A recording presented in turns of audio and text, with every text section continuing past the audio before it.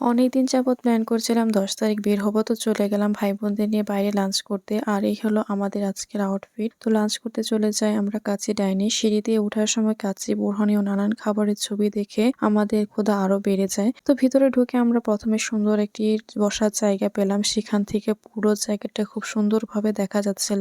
আমাদের ভাইয়ের আসতে লেট হচ্ছিল, তাই আমরা ওর আসার আগে খাবার অর্ডার করে রাখি।